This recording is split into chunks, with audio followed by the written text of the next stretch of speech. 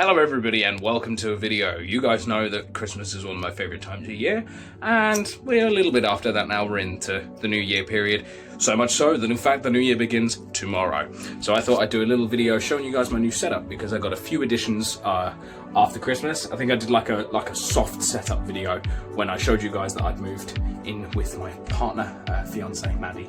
So I thought I'd do an update now that I've got some things to show you. So here we go. Yeah, I wasn't kidding. There was more than a couple of additions. So if I just get that cable out of the way, showing my epic cable management skills, and close my Spotify, just leave my desktop open. I'm going to try and make this as unedited and as raw as possible. This is my setup, and an overwhelming amount of said setup is X-Rocker.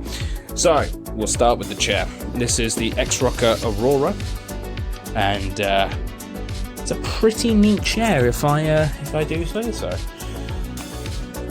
As with most X-Rockers, it's got their set of speakers, one either side, and then the one in the back of the subwoofer, and it lights up, and it's controlled by an app on my phone. You know, all sorts of lighting settings, but at the moment I've just got it on violet, cyan, and yellow.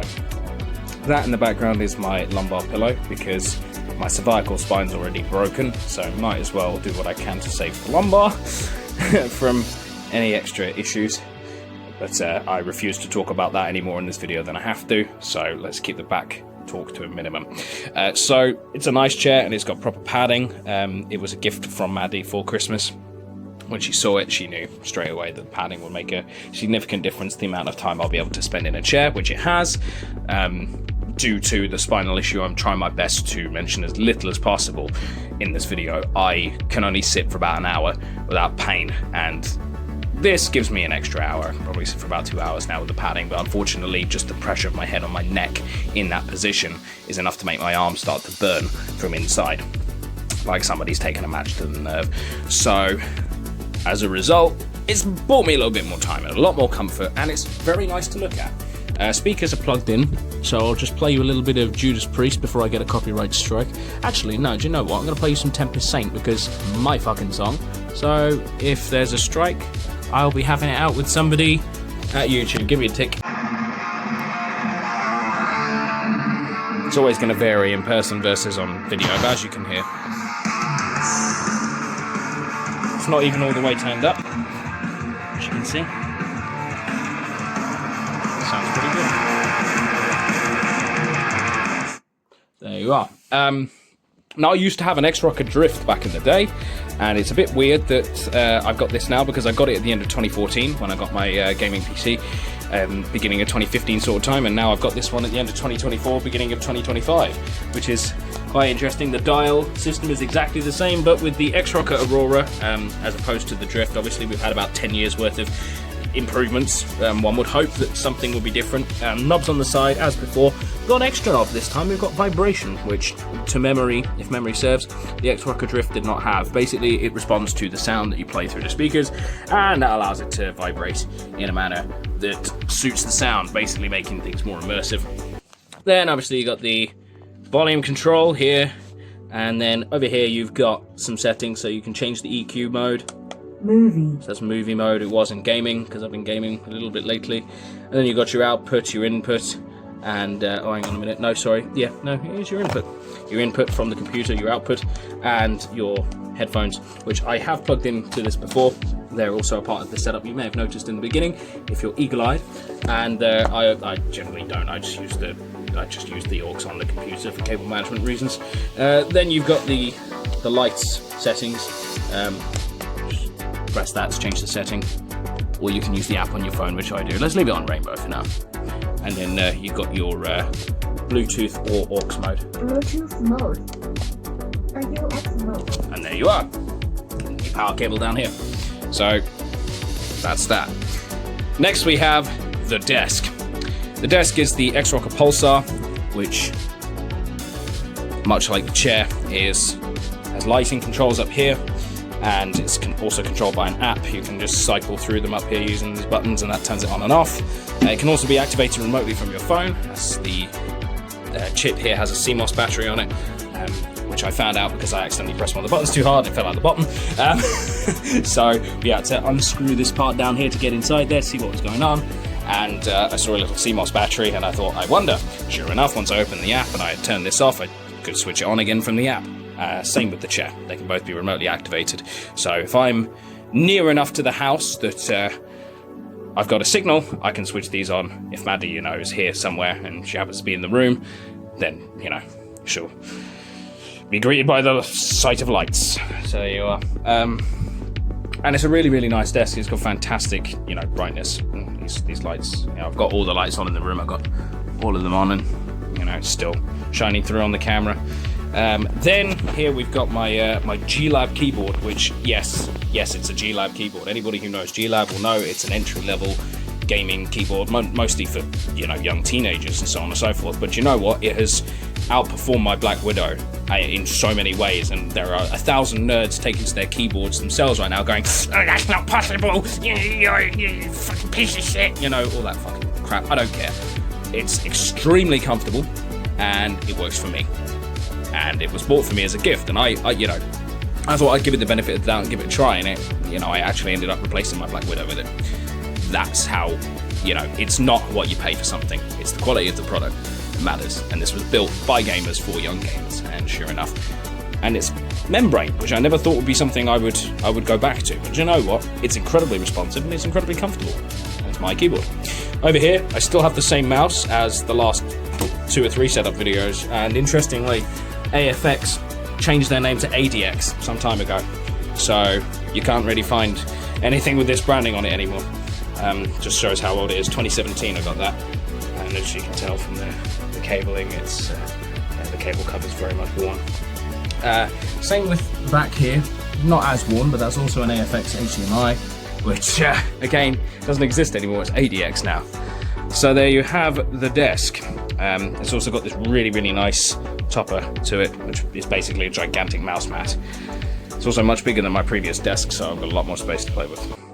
Now down here, the eagle-eyed among you may have noticed the headphones.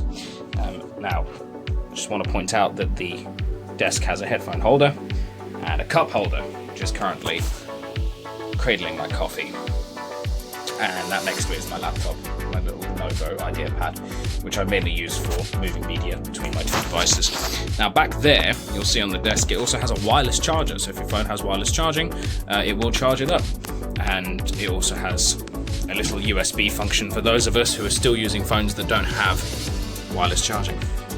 Unfortunately, Maddie had the bright stroke of deciding to see if you could do multiple devices at once, but you can't. You have to use the wireless charger and the USB separately. Otherwise, the wireless charging device won't fit on there. So what that means is, whilst you've got something plugged in here, it prevents you putting the phone on the wireless charger at the contact point, which stops it from charging. So there you go. That's something we learned the hard way. So here we have the headset. This is the Ozinio gaming headset, which was again brought for me as a gift by the same person who brought me the keyboard, Maddie's brother. And he had one of the same brand, and he said it was the best headset he's ever had. Now this guy's had more Turtle Beaches than I have, which is a record because I was an OG Minecraft 2012 Zoomer that swore by Turtle Beach like it was, you know, the be-all or end-all of keeping the universe running. You know, Turtle Beach was my wheelhouse, my one-armed man, as it were. And so I thought, you know what, alright, I'll take his advice, and it's turned out to be an extremely nice little headset. I'm keeping this as my main. It's fantastic. In terms of how it interfaces with the computer, down here we've got the Ozinio's cables, so I've got it plugged in USB at the moment, which gives it power, and then here we've got the cables, one for the mic and one for the speakers themselves, which plug in here and there respectively. At the moment I've got the chair plugged in, and same PC as before, my CyberPower, which has my RTX 3060 16 gig and my i7 and all sorts of other gubbins inside. And if you've noticed, yes, it's sat on top of cardboard. That is because this desk does not have anywhere for you to put a computer underneath it, and trying to put it on top was a fucking nightmare, especially when you've got these cable things that are designed for you to run cables from top to bottom. So I decided to put it on the floor, but you never ever put a computer directly on carpet because there's far too much static electricity. So I used some of the spare cardboard from the packaging for the chair to create an insulated platform, and it does the job. So there you are. And again, 1,000 nerds taken to their keyboards to scream at me for my cable management. Do you know what? It works, and I haven't really had a chance to sort it out yet, but it's not as bad as it looks. It's just a little untidy at the front. I've also got my phone charger here, which is extremely long. Makes it look even messier. But all in all, the cables run nicely from front to back, and I'm going to find a way to tighten them up and tie them to the desk with cable ties at some point, but I haven't got round to that yet. But I'm going to tie them all together and they will be good as gold. Now, you'll notice on the right here, I've still got the Cambridge Softworks sound system. I don't intend to get rid of it. It's too good. There's nothing wrong with it. And once I've given it a little dusting, I'll be able to use it again. Probably elsewhere. I might take it back to my mom's house and use it there and keep the system that I've got here just to make sure everything, you know, making as much use of the space as possible. As for my ornaments, I got my little leprechaun over there. Then I got my dragon, I got my Scully and my Minecraft Blaze, the 2 buckshots that I found while out walking, and then a little ornament here. Again, some of it's rather dusty, that says all ducks must be kept on a lead, and he's playing a flying V. So there you are. That's my new setup, and that's my last video of 2024, taking me back to my roots as a teenage gamer. But anyway, I hope you all had a fantastic year in 2024. Mine was a bit hit and miss. Band-wise, placement, it was very good. Health-wise, not so much, but I fully intend to bounce back next year, and yeah, it should be a good one. I've got some exciting things planned, and that's all there really is to it. But why don't we end this video by showing you guys what the lights look like in the dark. There you have it. My setup. Coming out of 2024, going in to 2025. I'm hoping to make lots of videos, play lots of games, which I've already made a very good start on, especially with Star Wars The Old Republic. And, of course, lots of music.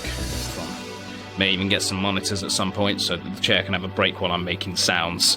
But there's so much space to play with on this desk that I want to reserve it for things that are going to be worthy of it, if that makes sense. I don't want to just clutter it up. I want everything to be intentional. And that's why I like the fact that I've got my laptop there for when I want to use it. I can just open it up. And I could even use it as a dual monitor display, but those haven't appealed to me much since setup video number 2, I think, or maybe number 1, I can't remember.